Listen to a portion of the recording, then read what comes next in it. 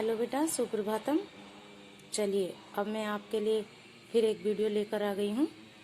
संस्कृत कक्षा 8 के लिए कक्षा अष्टम द्वितीय पाठ है।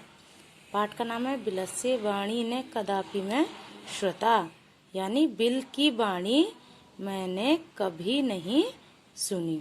बिल होता है बेटा घर, यानी जो बिल बनाकर जो पशु पक्षी आदि रहते हैं उनका अपना एक घर होता है, उसको वो बिल होता है उनका घर। चलिए देखिए, कस्मिश्चित वने खरनखरे नाम है सिंह प्रतिवस्ती। इसमें किसी वन में खरनखर नाम का सिंह माने शेर रहता था। से कदाचित स्थिते परिभ्रमते क्षुधार्ते ने किंचित आहारम प्राप्तवान। वह इधर उधर घूमता रहा, परंतु भूख से व्याकुल घूमता रहा, परंतु उसे कुछ भी आहार यानी भोजन खाने के लिए प्राप्त नहीं हुआ, यानी उसको नहीं मिला। आगे देखेंगे, सूर्यास्त समय एकाम महती गुहाया दृष्टवा। सूर्यास्त समय यानी शाम के समय उसने एक महती यानी बड़ी गुफा को देखा। से अचिंत्यत और वह सोचने लगा, नूनम एतस्याम गुहायो रात्रो कोअपि जीव आगच्छति। जब शेर ने वह उस गुफा को देखा तो वह सोचने लगा कि इस गुफा में रात्रि के समय कोई जीव आता है। अतः अत्रैव निगूढ़ो भूत्वा तिष्ठामि। अतः मैं यहीं पर छिपकर बैठ जाता हूँ। शेर ने सोचा मैं बैठ जाता हूँ और मेरा भोजन मुझे मिल जाएगा जब कोई जीव यहाँ आएगा। एतस्मिन् अंतरे गुहाया स्वामी दधिपुच्छ नाम है श्रगाल। श्रगाल माने होता है बेटा गीदड़, ठीक है। तो इसी बीच गुफा का स्वामी दधिपुच्छ नामक श्रगाल वहां पर आ गया, क्योंकि जो श्रगाल था गीदड़ था वो गुफा के बाहर कहीं पर गया हुआ था और इसी बीच में शेर जो है उसकी गुफा में आकर छिप कर बैठ गया। और जब श्रगाल वहां पर आ गया सचे ए यावत, और वह देखता है कि क्या देखता है कि तावत सिंह पद्धति गुहायाम प्रविष्टा दृश्यते, कि वह देखता है कि शेर के पैरों के निशान गुफा के अंदर जाते हुए दिख रहे हैं, न च बाहिर्गता, और बाहर आते हुए नहीं दिख रहे हैं। ओहो, और जब उसने ऐसा देखा तो श्रगाल अचिंत्यत, और श्रगाल जो है सोचने लगा। श्रगाल ने सोचा, ओहो विनष्टो अस्मि, ओहो ये तो विनाश की बात हो गई, ये तो बड़ी विनाश, अब मेरा विनाश हो जाएगा। गीदड़ ने जो है अब चालाकी से काम लेने की कोशिश की। नूनम अस्मिन बिले सिंह स्थिति तर्क यामी। जब उसने सोचा कि ओहो अब तो मेरा विनाश हो जाएगा, ऐसा सोचकर दूर से उसने कहा, गीदड़ बोला, ओह विनष्टो अस्मि, मेरा विनाश अब हो जाएगा। नूनम अस्मिन बिले सिंह स्थिति तर्कयामी, की निश्चय ही इस बिल में शेर आ गया है। तत्किम करवाणी, अब मुझे क्या करना चाहिए, वे अपने आप सोचने लगा। विचिंतयत दूरस्थ रव कर्तुम आरब्ध है। या अब गीदड़ ने चालाकी से अपना काम निकालने की कोशिश की और वह दूर से ही उसने बोलना शुरू कर दिया। क्या? भो बिले, हे गुफा, किम ने स्मरसी, क्या तुम्हें याद नहीं है? क्या याद नहीं है कि यन्मया त्वया सह समय कृतो अस्ति अत यदाहम बाहिते प्रत्यागमिष्यामि तदा त्वयं माम आकरिष्यामि।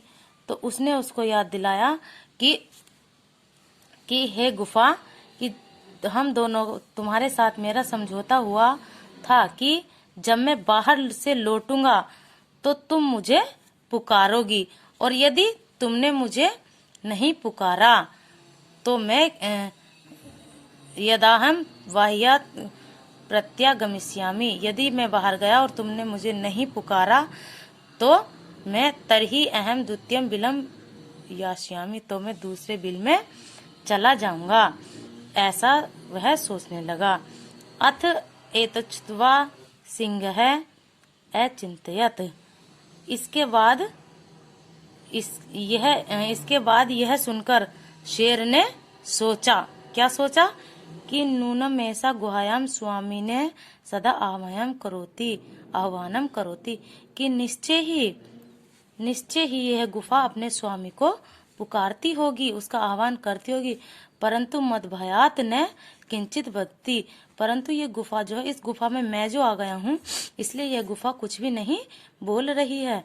अथवा साध्विदम उच्यते, अथवा यह उचित कहा गया है कि क्या भय संतरिस्तन मनसा हस पादादिका क्रिया प्रवंते ने वाणी चे बेफुत चाधिको भवेत, कि क्या कि भय से डरे हुए मन वाले लोगों के हाथ पैर हमेशा क्रियाशील नहीं होते और उनकी वाणी भी वाणिचे बेपथु चाधिको भवेत, और उनकी वाणी भी कांपने लगती है।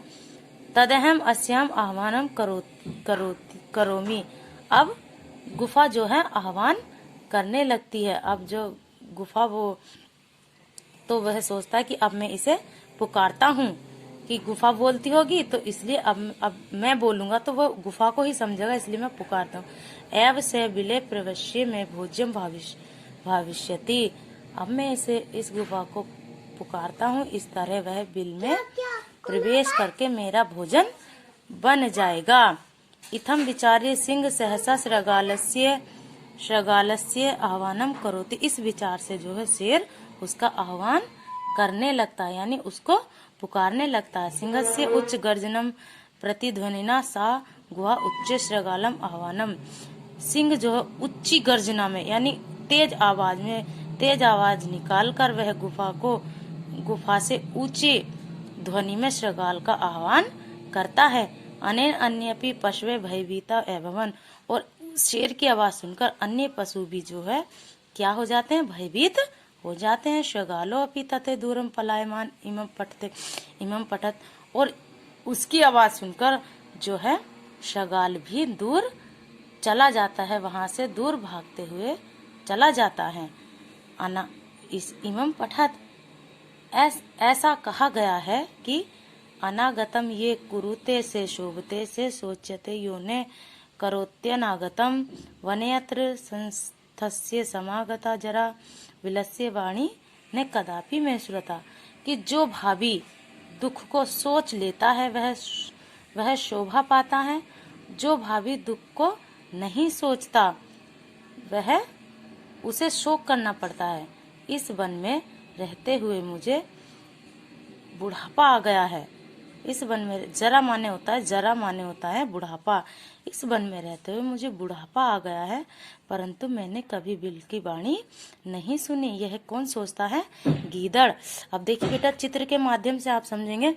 ये गीदड़ है, श्रगाल है, ये बाहर घूमने गया, और जैसे शाम का समय आया तो शेर ने देखा ये गुफा है और इसमें मैं चला जाता हूँ तो निश्चय ही इस गुफा का जब मालिक आएगा तो मैं उसको खा लूंगा। और जैसे ही वह अब ये अंदर चला गया, और जैसे ही शेर शाम के समय अंदर आया तो उसने देखा कि शेरों के पैर अंदर जाते हुए तो दिख रहे हैं, परंतु बाहर आते नहीं दिख रहे हैं। अगर मैं अंदर गया तो शेर मुझे खा जाएगा। इसलिए उसने उपाय सोचा कि शेर को नहीं पता कि मैं गुफा से पुकारने की बात करता हूँ या नहीं, तो इसलिए उसने अपनी एक योजना बनाई और कहा कि बिल, यदि गुफा तुम मुझे पुकारोगी तो मैं अंदर आऊंगा, नहीं पुकारोगी तो मैं नहीं आऊंगा। इसलिए शेर जो है असमंजस में पड़ गया और उसने जो है अपनी ऊंची गर्जना में आवाज निकाली, और फिर गीदड़ जो है चौकन्ना हो गया, उसको पता चल गया। और जैसे ही शेर ने ऊंची दहाड़ मारी तो सारे पशु पक्षी भी घबराकर वहां से जंगल से भाग गए। ठीक है, तो और शेर भी वहां से पलायमान हो गया। ठीक है बेटा, समझ में आया? बहुत अच्छा पाठ है। आप इसको पढ़ेंगे और सारे शब्दों को 1-2 बार पढ़ेंगे तो आपको खुद ही इसका अर्थ समझ में आता रहेगा। और आप इसको ये अगर हो सके तो पाठ में आप एक पिक बना लेंगे इस प्रकार से गुफा बनाकर, और जंगल में आधा शेर अंदर जाता हुआ, या इस प्रकार से ये वाला चित्र बना लेंगे, या ये वाला चित्र बना लेंगे, या ये वाला, तीनों में से कोई एक चित्र बना लेंगे। और मैं इसकी जो इसकी अभ्यास है, मैं इसकी फोटो करके भेजूंगी। ये मैं अभी इसके उत्तर लिख रही हूँ तो मैं इसकी फोटो कॉपी करके भेजूंगी, और आप इसको पूर्ण अभ्यास, यानी आपको जितना मैं फोटो भेजूंगी उतना आपको करना है। ओके बेटा, ओके बाय। चलिए, ओके बेटा बाय।